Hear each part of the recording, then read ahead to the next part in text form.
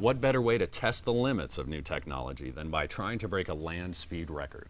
Since the early 90s, students here at CAR have been racing electric and hydrogen fuel cell vehicles as part of their research. Let's take a look at the small but dedicated team behind the Buckeye Bullet 2. Bonneville is a unique experience. I suppose that doesn't quite rank up with landing on the moon, but it's close. The Bonneville Salt Flats, when you get out there, it feels like an alien planet.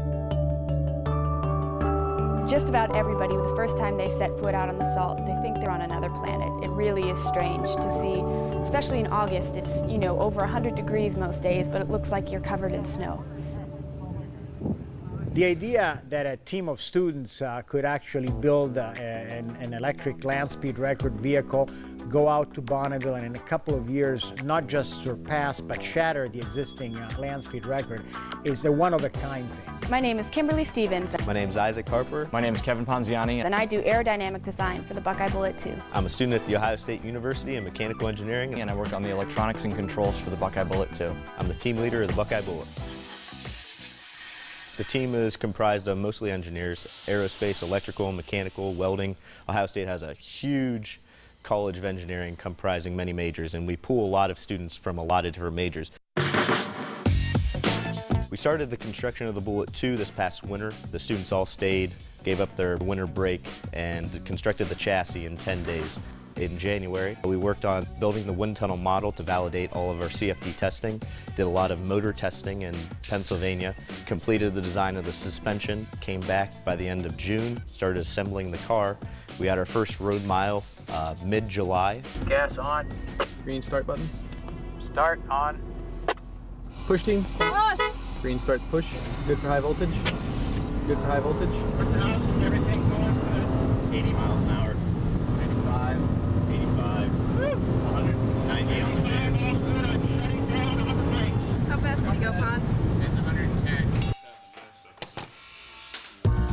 The Center for Automotive Research is an interdisciplinary center in the College of Engineering. We do research and education in all aspects of automotive engineering, and in particular we've been involved in electric and hybrid electric vehicle development and education since the early 1990s. Racing an open-wheel, single-seater race car, our team ended up winning all 3 of the national championships in the Formula Lightning Electric Race Series. The students were excited about continuing their programs with electric racing, and they came up with the idea, alongside with a sponsor, to build a battery-powered land speed record car. So we sat down and started designing a vehicle that was designed to go 300 plus miles an hour. And by 2004, we had actually accomplished our record, setting the US EV land speed record at almost 315 miles per hour.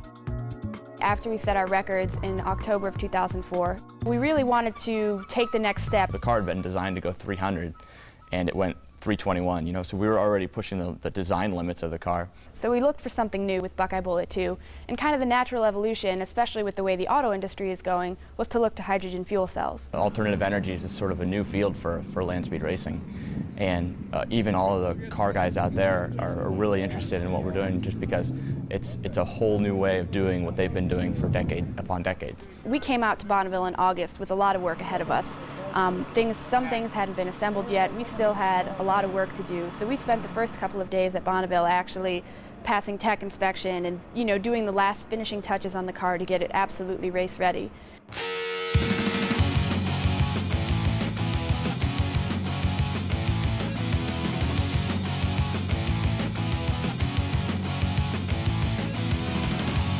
When you run out at Bonneville, you can't just bring your car and go 300 miles an hour. And they want to make sure that your car is safe to run on the salt flats by their standards.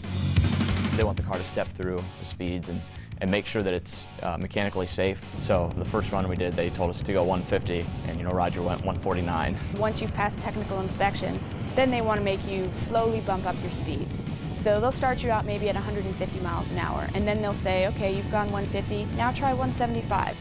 Once you've gone 200 miles an hour, they'll allow you to run on the long course, which in fact we finally did by surpassing 200 miles an hour, which meant that when we came out in October, we were already qualified and ready to go on the long course to start going really fast.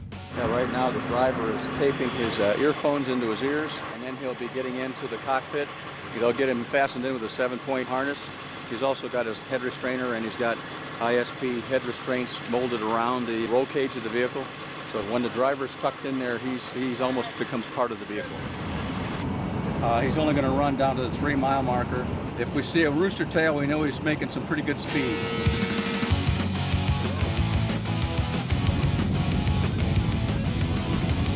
And I feel that we accomplished our goal. We went over 200 miles an hour. We learned a lot. It was time to pack up and go home. Actually, that 201 mile an hour run was the very last run, not only for us, but of the entire meet.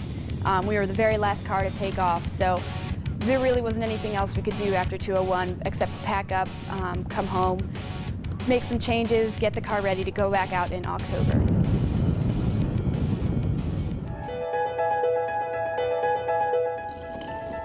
Later in the show, the Bullet returns to Bonneville for another attempt at the record. This special presentation of the Big Ten Network has been brought to you by OhioStateBuckeyes.com.